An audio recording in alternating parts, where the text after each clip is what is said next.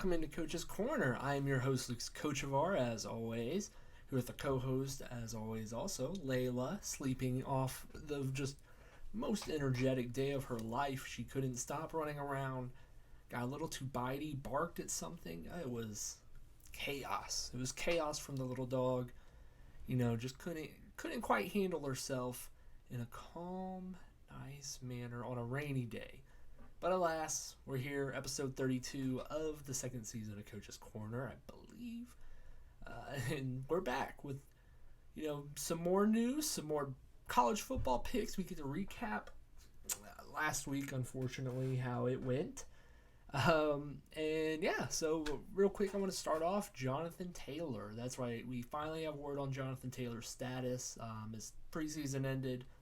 We were getting all the cuts out of the way, basically the last domino to fall, and I'm talking about slightly OK League notes this week, lksportstalk.com, shameless plug.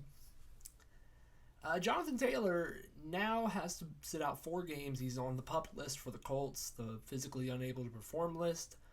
Obviously, he can probably perform, but they're taking that approach just, I think, to simply hold money away from him / wait for maybe more trades to develop, and he's going to remain a Colt for now. But clearly, he's not going to end the season as a Colt. It feels pretty inevitable that he will be eventually dealt. And a couple teams that come to mind, obviously, I think the Miami Dolphins make sense. They have not a secure running back room. It's a bunch of guys that basically were 49ers castaways that might be Daniel's familiar with.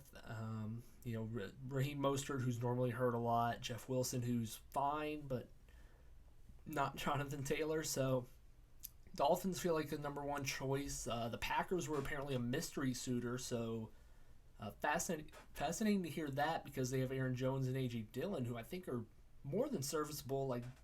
They're better than what the Dolphins have, but even then, I get it, Jonathan Taylor is an upgrade, but I don't know, still feels a little odd, but they decided to not go in that direction still. And then the Bears. I think the Bears are one that makes sense to me the most, because they don't have a lot of money really invested anywhere in particular. They have a fine running back room as well. Dante Foreman, Khalil Herbert. They drafted a kid out of Texas, Rashawn Johnson. They have the guys. They have a room of running backs who could be good starters. But Jonathan Taylor, I think, would bring another level of just running style. You already have Justin Fields, who's a fantastic rushing threat, but adding Jonathan Taylor gives you probably the best rushing attack in the league. And, like I said, they don't have money tied up in Justin Fields yet. DJ Moore's not making a ton for the, wide receiver, good wide receiver money. He's not making a Devontae Adams amount. He's making a decent wage, and they really just don't have their money tied up anywhere, because they've been saving up for this rebuild and the free agency, which they once again also spent money, but they didn't break out the checkbook like Falcons did, I guess. They have the cap space to make this work, while having a running back on a sizable contract, but not too big, because obviously the market is below hell right now, just based on how it is, and just not very beneficial it is to running backs. The Bears can afford that luxury, and Jonathan Taylor is that. And I know he has a lot of miles. He ran a lot in Wisconsin. He's been running a lot in the league now. Had his fair share of injuries yesterday, but I have to admit, I think he would still be a very valuable piece for at least one more contract run. And he does still have another season left on his current deal, which is low. And so you can probably, squeeze out the last remaining life that he has as a running back, because, let's be honest, it's a tough position and it normally dies off after the first contract. But if you can get to the second contract, last a couple of years, and then, maybe even if you trade for him and then go through the franchise tag with him and then figure out a deal, there are ways around Jonathan Taylor where you don't have to give him the contract that basically doomed a bunch of teams last couple years ago with Todd Gurley and Devontae Freeman, guys like that. You don't have to give out that contract just because those teams did it. Ezekiel Elliott, you can play this in a way that is probably not fair to the running back, but you also don't get hurt that bad by the contract. So we'll see what they decide to do with that, how they approach that deal and everything. The Atlanta Braves just hit a home run. Reporting live here, if I was a live stream right now, but home run, Kevin Pillar. Braves up 1-0. How about that?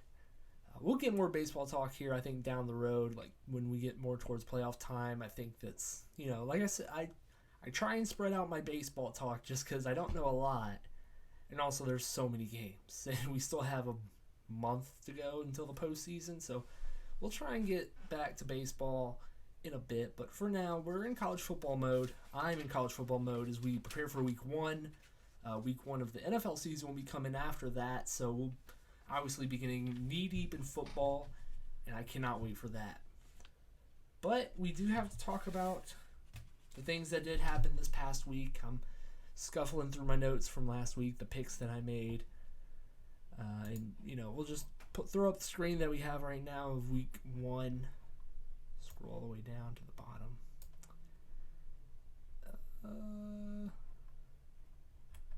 These are last. There we go. The games from last week. So, you have to get a feel for the season. You have to really watch some games, kind of figure out what the flow is going to be. And obviously, I was going in last week blind. But we started off last week good. Notre Dame and Navy under 50.5. We got there very easily, very, very easily, because Navy sucks. Navy is terrible. That happened. We were okay. And then we just went on a losing streak. We just could not survive the day. UTEP -1 was a failure. Barely. It was barely a failure, but it was a failure. UMass beat New Mexico State after I talked all that crap about UMass. You're welcome for the motivation. They put Coach's Corner on the bulletin board for motivation, and I feel like I should get a check for that. But besides the point, this is a fun fact that I saw. UMass hadn't won a road opener since 1984. 1984. That is the 80s. That is 1984. And they did it in the year 2023. Just throwing out years there, and they won by 11. And I can't control that. That's just tough. And then Hawaii Vandy, I gave way too much credit to the Vandy defense. I know my place now. I think Vanderbilt's going to give up 1 billion points this year. And they might score a decent amount, but they're going to give up 1 billion points this year. And I should have recognized that Hawaii is an over team. That was a misplay on my part. San Jose USC, we missed that cover by 2.5. That sucks because we're just seeing firsthand that USC will never have a defense under Lincoln Riley. It's just not possible. Lincoln Riley sucks at defense, stinks at recruiting them, stinks at hiring coordinators to use that talent. USC will never be a serious program, and I will think about the San Jose State game every time when I have to consider betting them. Now the over might be a play for every game with this team, but I'm not betting no more 30, 20 plus point spreads that USC has to cover because their defense is sorry and they're dog water. They will never be good. They will not make the college football playoff. They can go to hell for all I care. And then we finished on a good note. So that was the thing. We started on a good note, sucked a whole lot, but then we finished on a good note with Florida Atlantic and Louisiana Tech, the under hit by 19.5.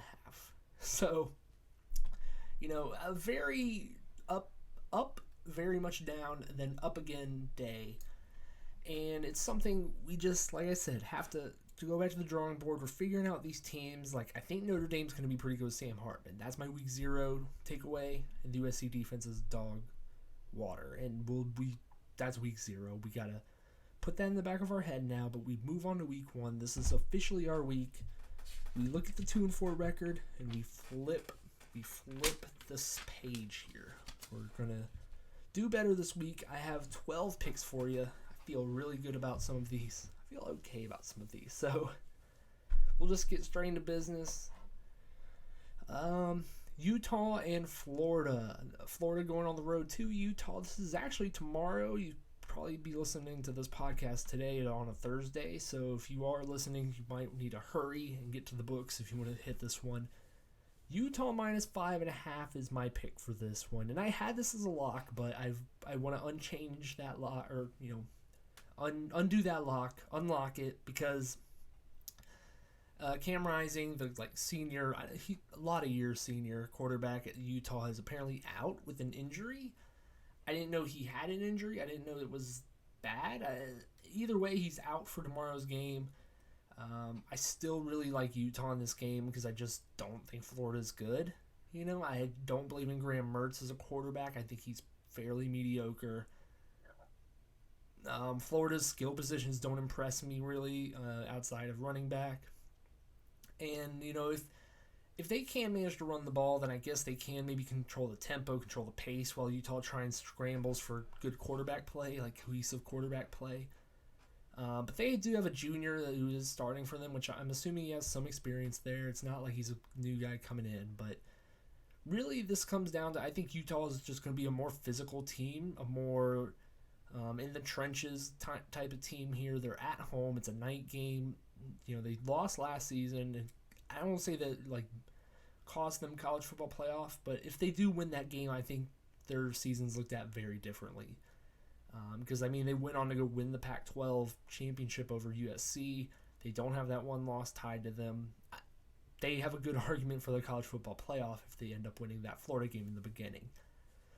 So part of me thinks that they have a little bit of chip on their shoulder. I do think they're just a more physical team. They're just Billy Napier doesn't impress me as a coach that prepares his team well, honestly.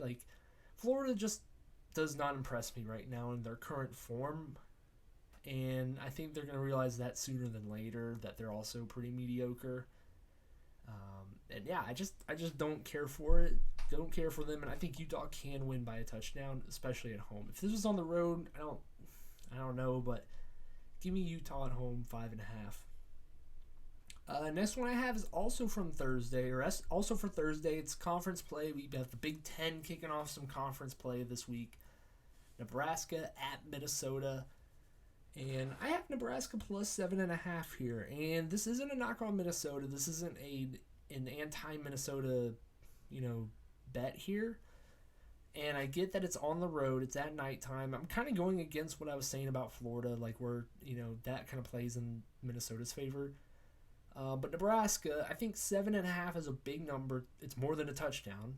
Clearly there, you would need Minnesota to win by 8 points. And I like Minnesota, but they lost some guys. I'm not sure about their quarterback. He got hurt towards the end of last season, so I think he's still, I won't say new, but he's still, I think, growing into his role as a leader. Their big running back, Ibrahim, left for the draft, NFL, so. And I think Nebraska has a little bit of a boost with Matt Rule. I do. Matt Rule stunk at Carolina's Panthers coach. But I think he might be a perfect example of why college coaches don't work in the NFL. Players don't buy into the system that well. They just don't really believe in what he's trying to sell them. Where I think in college, I think he is just a good salesman. I think he's a great salesman. He built Baylor back up from their issues under Art Briles. He built Temple up when he was there too. And I think he just works in college better, and I think he will have Nebraska at least ready.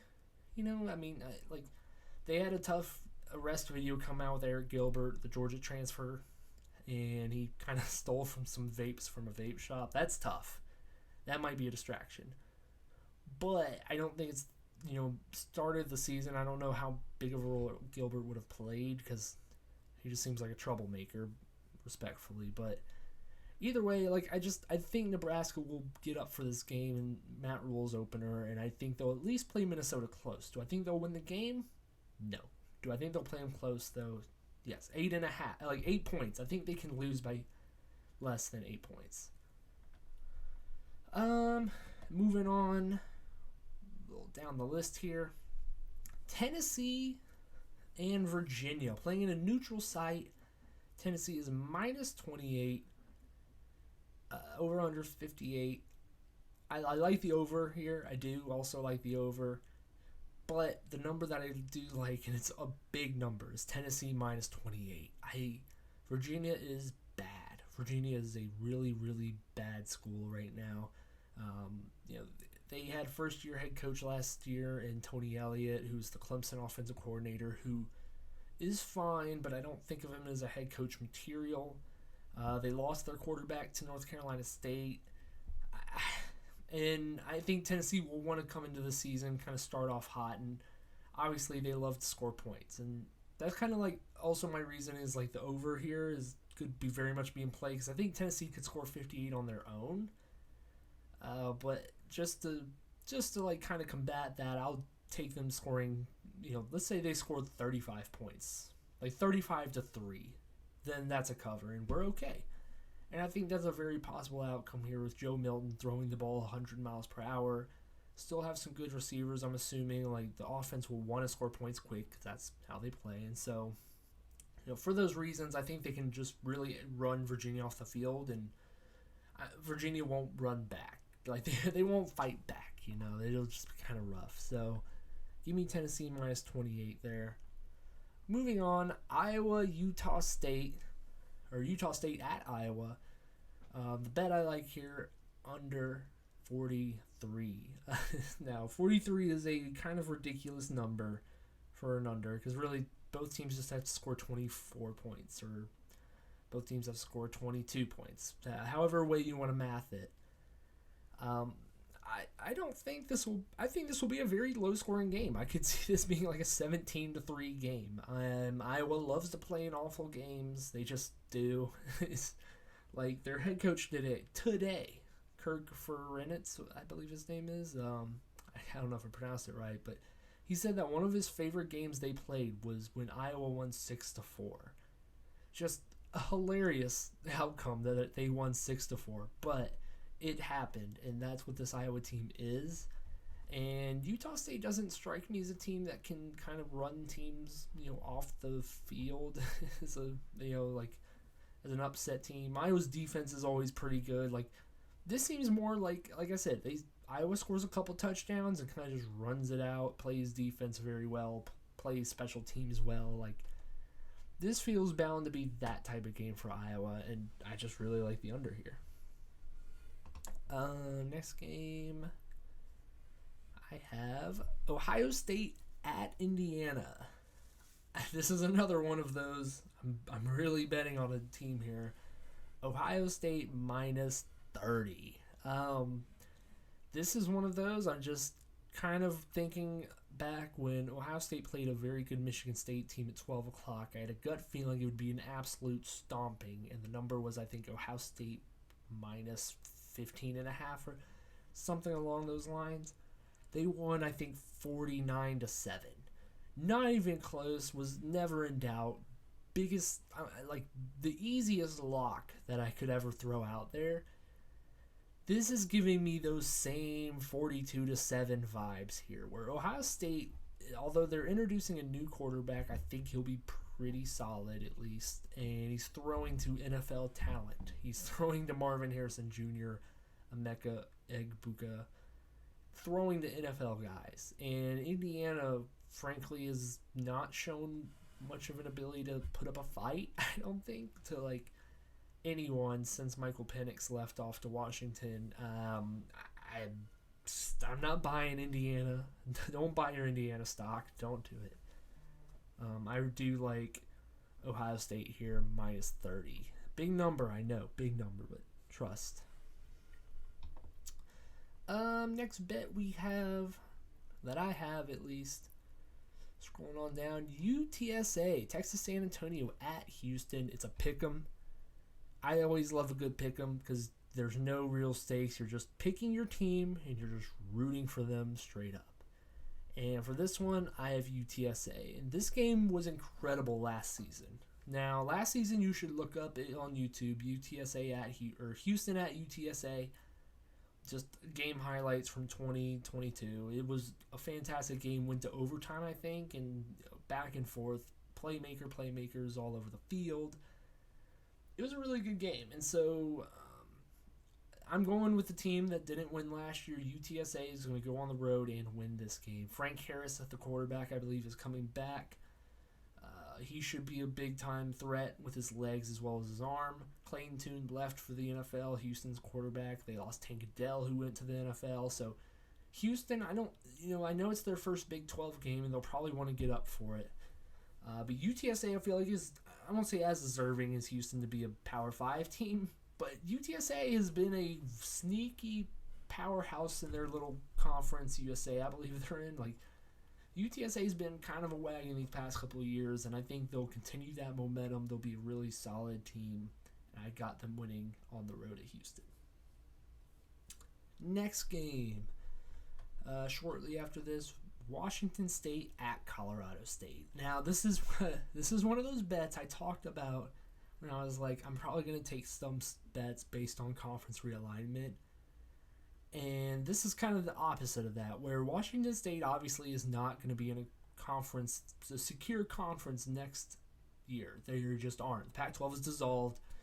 Their plans are not known yet. They have no real idea of what they're going to be doing. And so, they were left behind. And for that reason, I think they're going to go into the season with a little bit of chip on their shoulder. They're going to be the team that plays spoiler. And I think they'll upset some teams. And although this won't be an upset, I think this will be the start of, like, hey, this is the Washington State revenge tour. We're going to have a really good season. Let's go kick some butt. I have Wazoo minus 12 versus Colorado State here. And I know it's on the road, but that doesn't faze me that much here. Cam Ward is coming back at quarterback for Wazoo. He's an electric athlete, and I think that he'll put up a good amount of points. And for them to win by 2 touchdowns against Colorado State, I don't think is super out of the question here. I don't know much about Colorado State, but I like the fact that the number dropped from plus 14 to plus 12, because that's giving me the better 2 more points for Wazoo to just, have better reassurance. I have a good faith, and I feel like their coaching staff for Wazoo last year really did a good job with them, and they ended the season right. So for that reason, I think they'll come back I think they'll be a decent team that kind of flirts with the top 25. That's my bold take for Wazoo, or the Pac-12. I would say is probably Wazoo plays spoilers. They're a top 25 team. Next game, I should say. Here we go. West Virginia at Penn State. The number is minus 20.5 for Penn State. The over-under is 52. And my bet here is the over 52. This one is kind of a risky play. And it's one of those I'm kind of just hoping that the vibes are either it's like a blowout in favor of Penn State and they cover it by themselves maybe, or we do get somewhat of a back and forth that results in a 27 to 27 type score, something along those lines. I know it's at Happy Valley at night. That's going to be tough for West Virginia, who's not very good right now. But, 52 points isn't outrageous, I think, for a Big 12 team.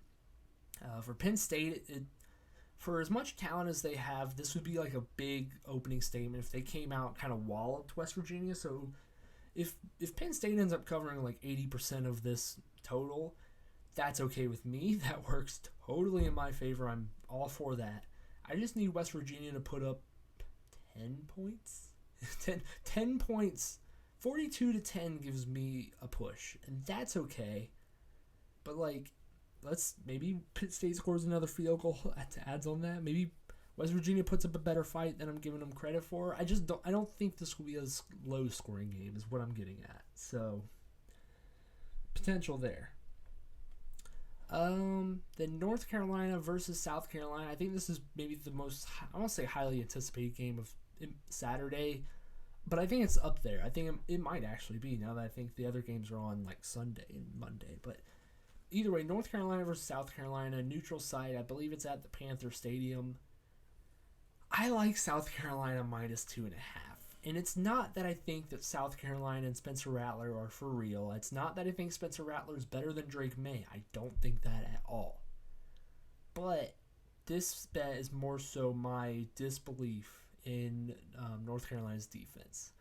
North Carolina's defense has been atrocious ever since Mac Brown got into town.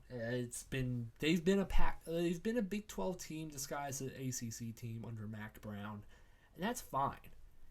But playing an SEC team, playing a team that I think finished last season very strong, I don't think you can get away with a no defense team. And I don't know enough about North Carolina's weapons on offense to say that they'll be better off and they'll be able to outpace South Carolina. I just don't know about them. This is more so I feel like I know what I have in South Carolina and I know what North Carolina doesn't have, and that's a defense. Then moving on, this is my other lock of the week. I feel very, very good about this. I said Utah, Florida was my lock, and then I unlocked it. This one is one I'm throwing my lock on. Texas Tech at Wyoming. Wyoming is plus 14. I don't love that number, but the over-under 52. I once again, a Big 12 team can probably score 60 points on their own. Throw in Wyoming, who is a respectable Group of 5 team, not a like Cincinnati threatening on the playoff Group of 5, but they're not a roll over and die Group of 5. I think Wyoming can score some points. If Texas Tech scores 30 points and Wyoming scores 24, we're there. So it's more so I think that we'll have a decent enough game where Texas Tech will feel the urgency to score more while Wyoming is scoring enough. So I'm banking on Texas Tech here, who's coming into the season ranked 24th. So that a little bit of added pressure to them, but I still like their chances here. Then the last game I have last couple games I have before we get out of here. Coastal Carolina at UCLA. Now, Coastal Carolina is a plus 14.5 underdog. I don't love that number, so that this is my transition in telling you the over-under is 65. And this is my patent from last year. This is my fun over the week. This is my points. That's my only notes on this game. Points. Coastal Carolina, they love to score points. UCLA, they love to score points. Frankly, I think the way Coastal Carolina's defense is set up is similar to North Carolina's, where they don't play it. So UCLA does offense very well under Chip Kelly. I think they'll be scoring a lot of points with this new quarterback they have. I think he's big time recruit, will be a good player. And Coastal Carolina, I think, still has Grayson McCall. They lost their coach, but Grayson McCall, the quarterback, should make up for that. I think Coastal Carolina will score a good chunk of points, and UCLA will cover the rest. I'm putting more faith in UCLA than Coastal, but the over, points. I love it. And then finishing off here, the games that we do have to close out the weekend that we played on Sunday. Louisiana State, LSU, baby, versus Florida State. A neutral site game, 7:30 kickoff. Insanely horrible game that we had last season from these two teams. Another game that might have actually kept LSU out of the playoffs because they ended up losing. But still, LSU, I think, is coming in this year. It says at 5th ranked there. Florida State's 8th ranked. They both finished last season very strongly. I think they're coming into the season with playoff expectations, both teams. And I think this game plays in their favor unless it's a blowout. Now, I don't think it'll be a blowout. I think it'll be two offenses competing highly at each other. The over-under is 57, and that's the number I'm going with. Once again, it's a higher number than I would like it to be. If this was 52, I'd love it. But 57 makes it a little bit harder on us. But, I know both quarterbacks have Heisman potential. Both offenses normally carry talented receivers. This has the makings for a shootout, at least a good, 27-30, which would get us there. That type of game where 35-38, I could see this being a high-scoring track race for both teams involved here. And this is, like I said, I don't love this over. But I'm very excited to watch this game and hope that the over hits, while also just enjoying two very high-level college football teams that I think I won't say Florida State's in or LSU's in a make or break year, but Florida State feels like they're in a winnable conference. Been a couple seasons under their coach. Jordan Travis's last year likely feels like a make or break year for Florida State, but we'll see it unfold on Sunday night. Excited for that. And that'll do it.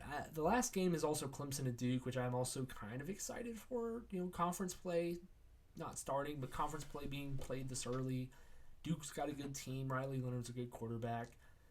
Clemson, number 9 in the country. I don't believe that number reflects how good they are. I think they are worse than that, but we'll see how they play on Monday.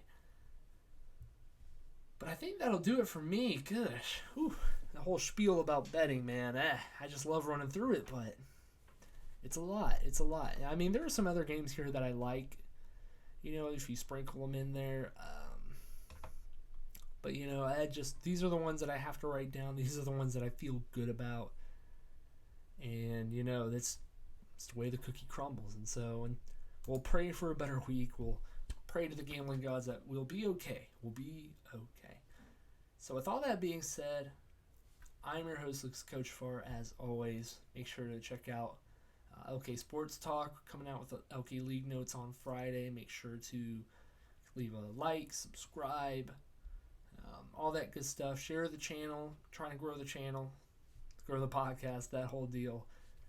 So wherever you listen to this, wherever you watch it, like I said, on YouTube, make sure to share it with your friends, family, all that good stuff.